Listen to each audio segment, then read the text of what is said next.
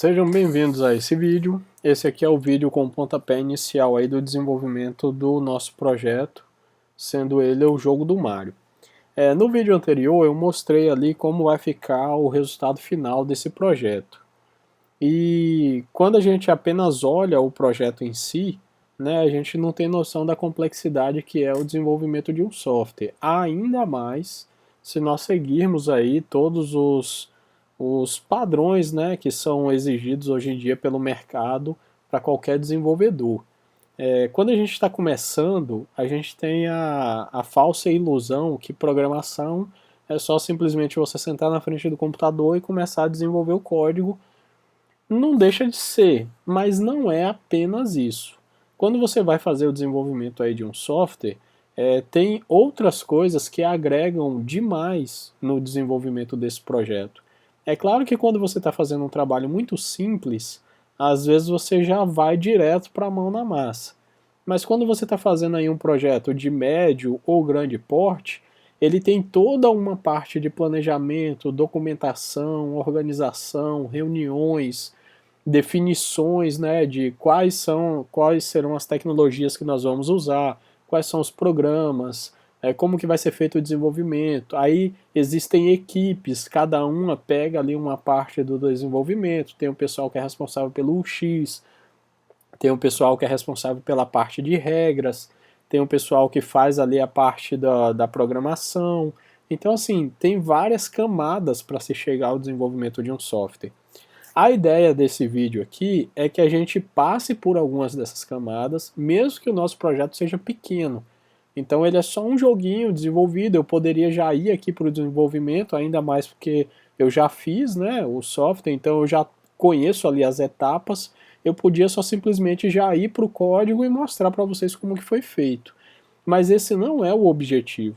O objetivo é mostrar para quem está iniciando agora e que você possa acompanhar aí fazendo também, mas é como que é feito quando você trabalha em uma empresa que segue essas regras, que tem essas metodologias ágeis, que tem aí todo um comportamento no desenvolvimento em si. Então, partindo desse princípio, o nosso desenvolvimento, imagine que nós acabamos de sair de uma reunião com o nosso cliente. O nosso cliente é a pessoa quem vai, né, receber esse projeto no final, e ele, depois dessa reunião, ele chegou para a gente e esse aqui foi o entendimento que nós tivemos. Então, qual é o brief? O brief é criar um jogo baseado no Super Mario. O jogador informará seu nome, que será salvo no local storage, né, que é o banco de dados aí do navegador.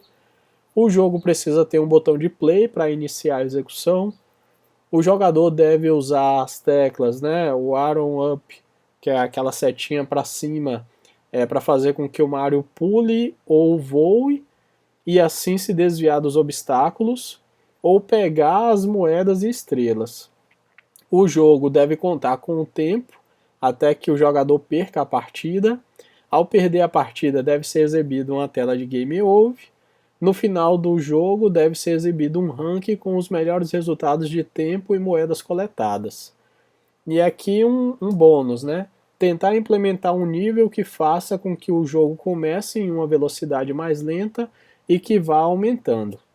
Então, isso aqui é o que uma pessoa, né, que é responsável aí pelo contato direto com o cliente, essa aqui é a descrição que a pessoa chegou para as equipes de desenvolvimento e falou, olha, depois que eu tive lá a reunião com o cliente, isso aqui é o que ele está nos pedindo. Então, baseado nesse briefing aqui, esse briefing ele vai ser o esqueleto do nosso projeto. Então, tudo que nós vamos fazer é baseado nessa descrição que o cliente nos forneceu. Ao longo do desenvolvimento, vocês vão ver que podem surgir novas ideias, podem surgir desafios, coisas com que fariam que você precisasse ir de um segundo, terceiro ou demais contatos com o cliente para ir alinhando isso.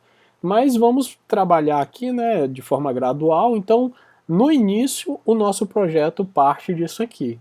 Então uma equipe veio, pegou essa informação, compartilhou com a equipe. Depois você tem uma outra reunião que vai ser aí para definir qual é a tecnologia, né? Então o que nós vamos usar? Existe um padrão de desenvolvimento que a maioria das empresas aí adotam, né, que são as metodologias ágeis, e uma ferramenta que é muito utilizada é essa aqui, ó, é o Trello. O Trello ele é uma ferramenta que você cria os cards das tarefas que devem ser feitas, aí essas tarefas aqui elas são passadas individualmente ou por equipe, e aqui ela tem descrições do que deve ser executado, né, em uma ordem lógica. E aqui, à medida que você pega esse card, se ela corresponder à sua atividade, né, o que você deve fazer, então você vem aqui, lê as informações, aqui vai ter os nomes aqui das pessoas envolvidas no projeto, e você rasta esse card aqui para o em andamento, enquanto você está ali desenvolvendo, e a partir do momento que você finalizou essa tarefa, você joga ela aqui para o concluído. Quando você trabalha em uma empresa de porte médio ou maior, né, você tem até outras colunas aqui, você teria ainda a coluna de testes, você teria aí reteste, então assim, tem outras coisas, mas para o nosso projeto aqui, isso vai ser suficiente. Então todo o nosso desenvolvimento, independente de que seja a parte de programação ou não, nós vamos estar trabalhando baseado nessas metodologias.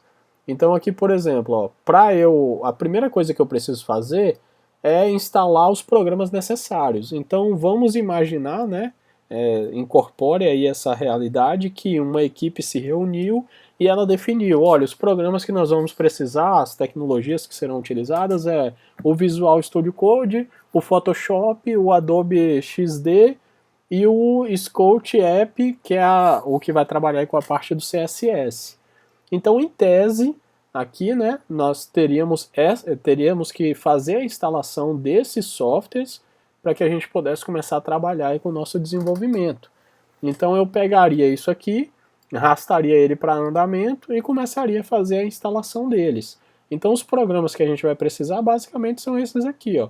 O Visual Studio Code, que é a IDE, que é com o qual nós vamos trabalhar aí com o código HTML, CSS e JavaScript. Vou estar trabalhando com esse aplicativozinho aqui, ó, o Scout App. Quem trabalha com CSS, talvez você estiver começando, essas palavrinhas vão te confundir um pouco. Mas existe um derivado aí, que é o Sass, que ele permite aí você trabalhar com variáveis, ele permite você trabalhar de forma aninhada na hora que você está fazendo ali o código CSS, e ele dá uma organização melhor para o seu projeto. Então você não escreve o código CSS direto lá no seu projeto.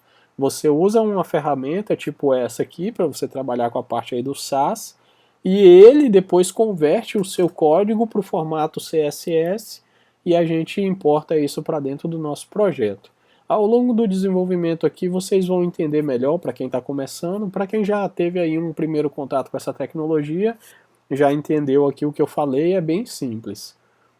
Nós vamos precisar aí trabalhar com um repositório online, então a gente vai trabalhar aí com o GitHub, né?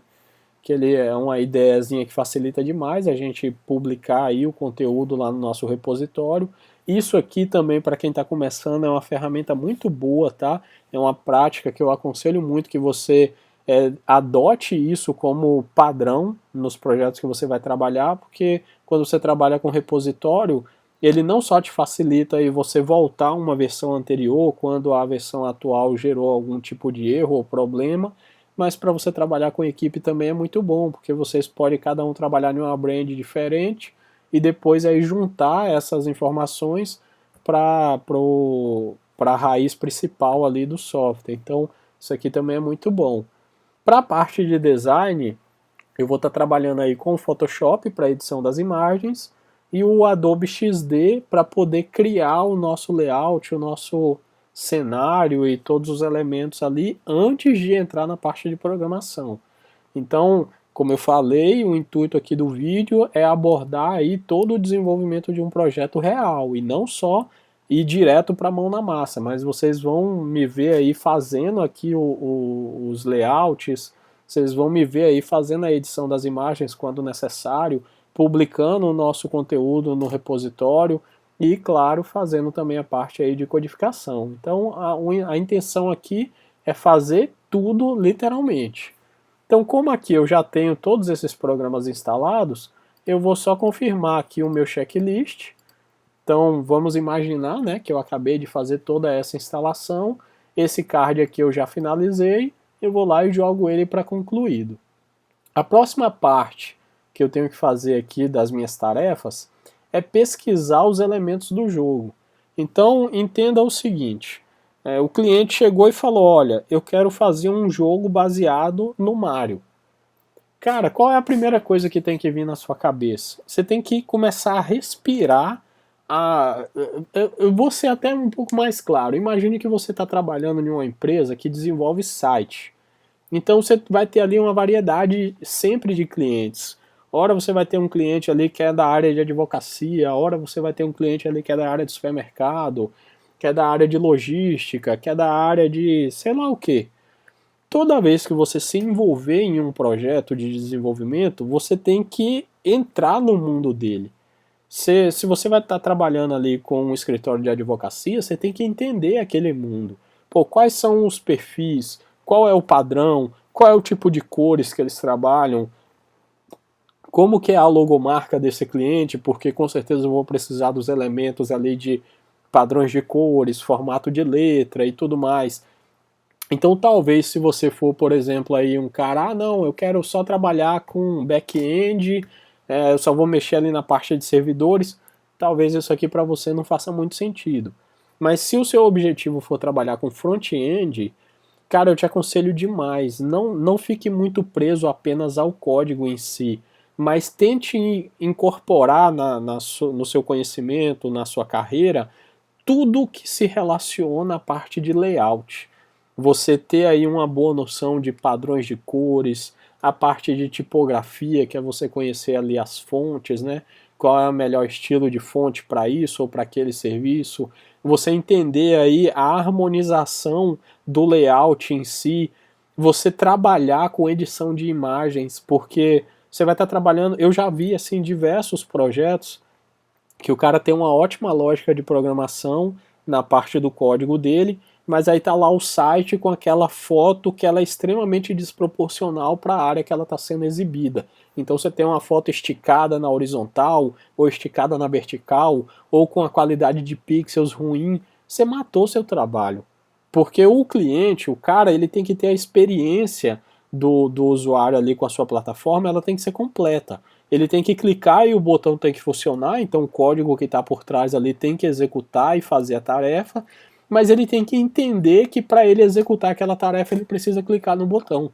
Então tudo isso está incorporado. É a parte de layout, a parte de programação. Para quem quer trabalhar na parte de front-end, como é o meu objetivo, você tem que incorporar tudo isso no seu conteúdo. E não ser apenas só um cara que faz código, como também não ser um cara apenas que se preocupa com layout. Você tem que ter aí o meio termo entre as duas áreas, tornando com que ela seja apenas uma só. Então aqui voltando para o nosso projeto, se eu sei que eu vou estar desenvolvendo um software que é referente ao jogo do Mario, então eu preciso me imergir nesse mundo do Mario. Então a minha primeira tarefa aqui é fazer uma pesquisa das imagens que giram em torno do Mario. Então eu posso simplesmente vir aqui ó, no meu navegador e vou pesquisar aqui, ó, elementos Mario.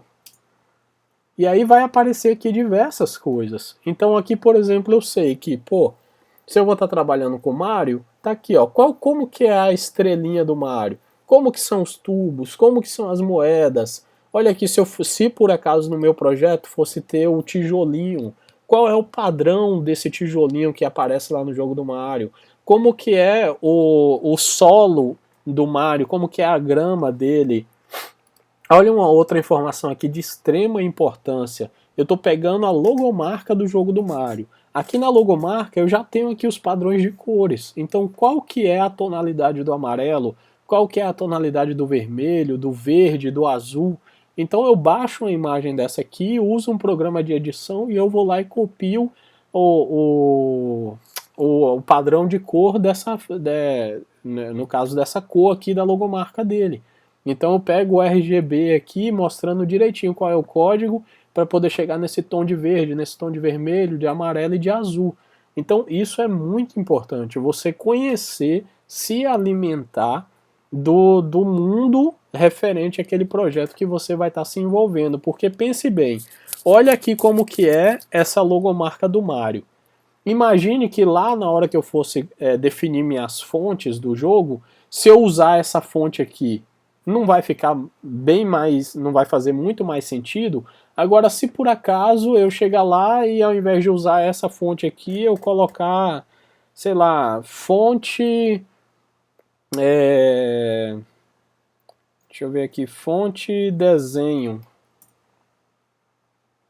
Vamos ver o que que apareça aqui. Aqui, ó. Vou pegar essa primeira imagem aqui. Imagine que lá no meu jogo do Mario, ao invés de eu usar esse padrão de fonte aqui, se eu usasse esse aqui, ó, faria ou não faria uma grande diferença? Para bem ou para mal?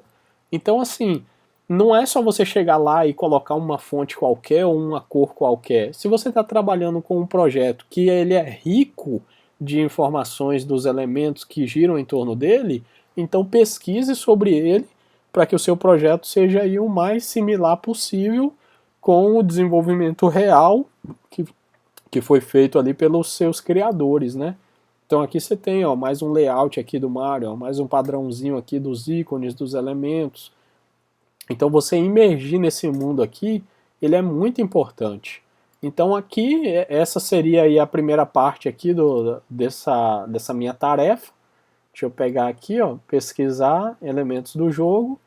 Então aqui eu já estou pesquisando, ó, fazendo a pesquisa das imagens. Então imagine que aqui eu passei algumas horas ou dias me alimentando, vendo como que são os personagens, quais são os padrões de cores, quais são os elementos em si que são utilizados. Então, pronto, fiz isso. Agora eu preciso baixar as imagens do jogo. Então eu preciso de uma imagem do Mario correndo, eu preciso de uma imagem do Mario voando, do Mario abaixando, do Mario quando perde, eu preciso de uma imagem da estrela, da moeda, do tubo, da bala, eu preciso da logomarca. Isso aqui tudo alguém teve que pensar para que você apenas executasse a tarefa, ou você mesmo, né, foi ali imaginando e foi lá escrevendo. Agora, um detalhe aqui importante. Imagine que você possa falar, pô, mas por que você está fazendo tudo isso aí, cara? Se você mesmo é quem está desenvolvendo, você é a única pessoa no projeto. É verdade, mas pense bem, tudo isso aqui, ó, estaria documentado no meu projeto. Então, amanhã ou depois, se outra pessoa viesse colocar a mão nesse projeto aqui, seja para continuá-lo, ou para reconstruí-lo, ou para corrigir alguma parte de algum erro que foi feito, então quanto mais documentação você tem, melhor fica para a vida útil desse software em si. Então, como eu falei, quando é um projeto pequeno, talvez isso aqui pode ser até perda de tempo, você pode pensar. Coisa que não é, não concordo, mas você pode pensar. Só que se você aprender, se você aplicar isso no seu dia a dia, independente do tamanho do teu projeto, quando você pegar um projeto médio ou grande, essa padronização, você ter aprendido essa forma de trabalhar, vai te ajudar demais na hora que você pegar um projeto que você vai ver que não dá para você fazer ele só de cabeça, porque vai chegar um momento que você vai se perder. Inclusive nesse desenvolvimento aqui, eu te falo porque, como eu disse, né, eu já criei ele. Então houve um momento em que eu estava lá fazendo a parte do JavaScript que eu falava, pô, o que que essa função aqui faz mesmo? Então vocês vão ver que ao longo do desenvolvimento nós também vamos comentar, documentar essas informações do nosso código para que não só você mesmo se lembre daqui a 3, 4, 5 meses, mas como eu disse, se uma outra pessoa externa pegar esse projeto, que ele também entenda o porquê você fez aquela função daquele jeito ou porque você adotou aquele método ali para tal desenvolvimento. Porque hoje é fácil você se lembrar o que você fez ontem, mas e daqui a um mês? E daqui a 2? Então isso é muito importante. Então aqui, por exemplo, por mais que possa parecer simples, você falar, pô, eu sei que eu preciso do Mario correndo, eu sei que eu preciso do Mario voando, então para que escrever isso? Porque aqui está documentado. Num futuro, se você pega esse quadro, você sabe o porquê você optou por fazer essa ou aquela escolha.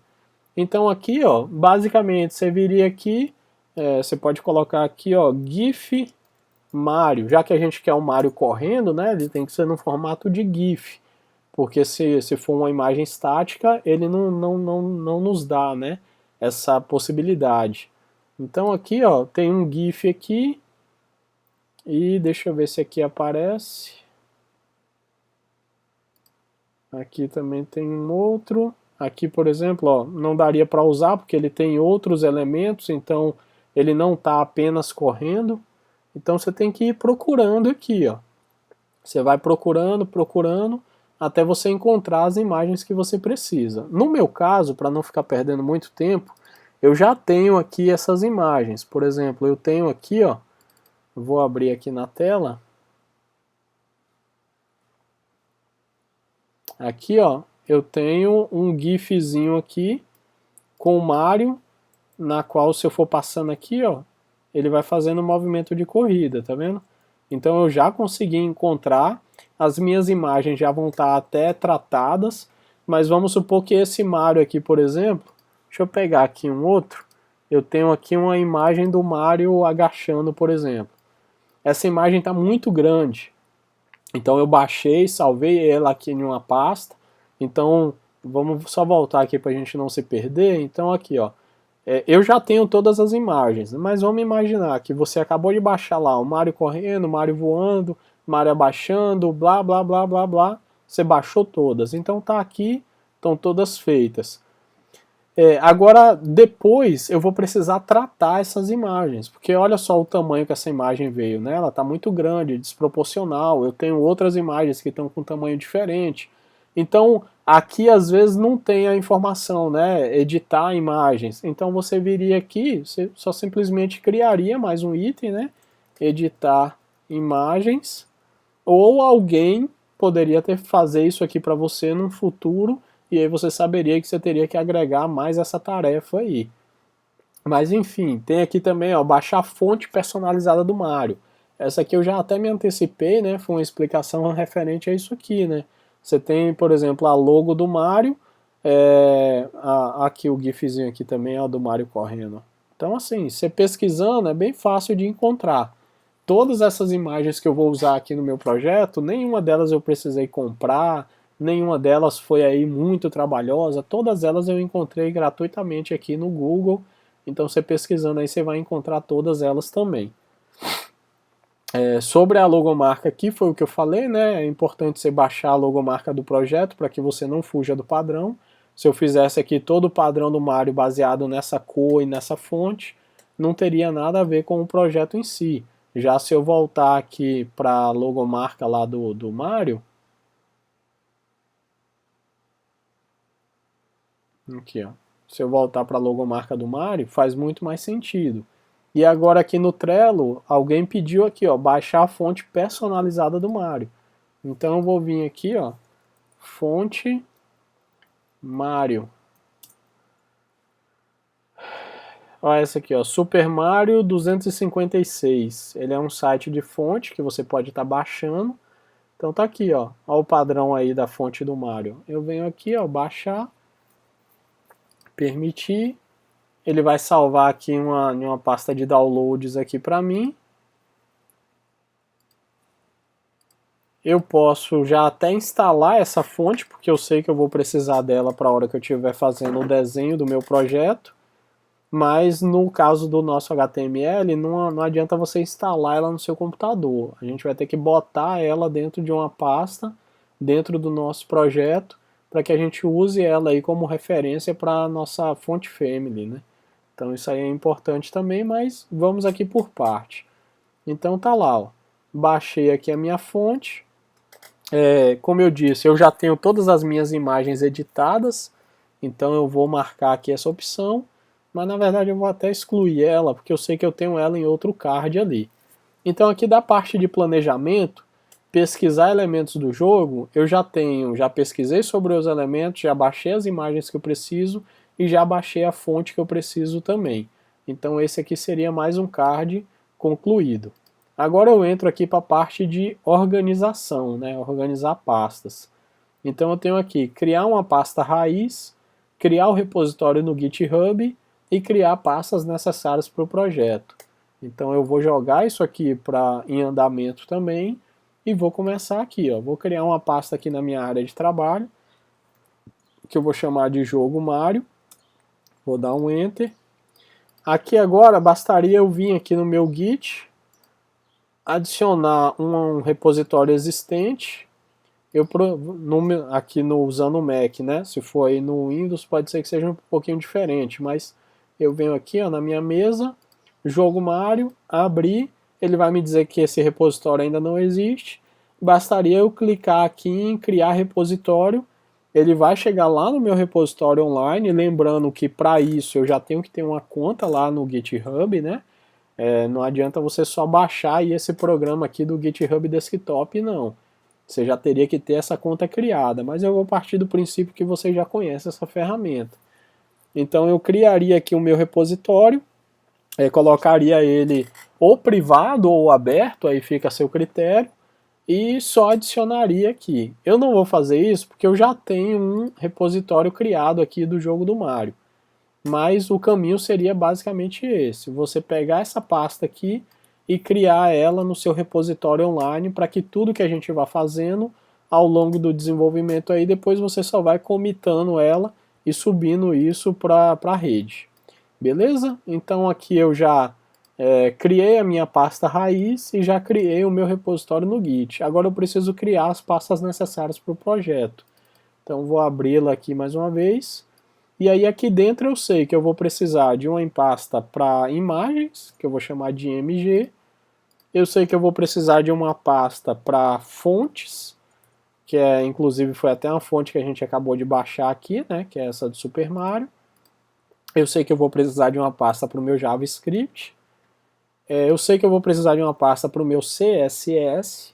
E como eu vou estar trabalhando com SAS, então eu vou ter que ter uma outra pasta aqui, chamada... Opa, peraí que eu cliquei duas vezes. Deixa eu apagar aqui uma. Eu vou ter que ter uma outra pasta aqui chamada SCSS. Quando eu usar esse programa aqui, vocês vão verem que essa pasta SCSS é a minha pasta de entrada. É onde eu vou estar digitando o meu código CSS no formato de SAS e ele vai ficar todo salvo aqui. E esse programa vai ser responsável por pegar essas informações que estão nessa pasta e jogar para essa pasta original aqui do CSS. Talvez no primeiro momento agora você não entenda, você fale, pô, mas qual que é a diferença? Tenha calma, ao longo do desenvolvimento vocês vão conseguir entender de forma bem clara aí qual é a diferença entre um e outro. Por enquanto, só saiba que a gente precisa dessas duas pastas, uma para entrada de dados e uma para saída dela. Eu sei que eu também vou precisar de uma pasta de áudio, porque nós vamos personalizar o jogo aí, né, com alguns áudios dos sons do Mario. Não vai ser agora, mas eu já posso criar aqui a minha pastinha, não tem problema nenhum. E acredito que de pasta sejam apenas essas. Então eu vou pegar isso aqui, ó, vou abrir no meu Visual Studio Code.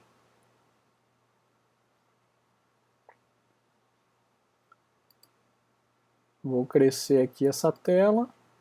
Aí aqui dentro eu vou criar o meu arquivo index.html. Já vou criar aqui o meu arquivo que eu vou chamar de estilo. Vamos escrever tudo em português mesmo, né? Estilo ponto. Aí o normal seria CSS, mas lembra que a gente vai estar trabalhando com a variante do SAS, então aqui vai ser SCSS. Você vê que aqui, ó, ele até fez um íconezinho aqui diferente. Eu vou dar aqui um OK. Já o arquivo CSS eu não crio, porque quem vai criar ele para mim vai ser esse programinha aqui. Então, os únicos dois arquivos que a gente vai criar nesse primeiro momento é só o estilo, que vai ser na linguagem aí do SAS, e o index, que é o HTML normal.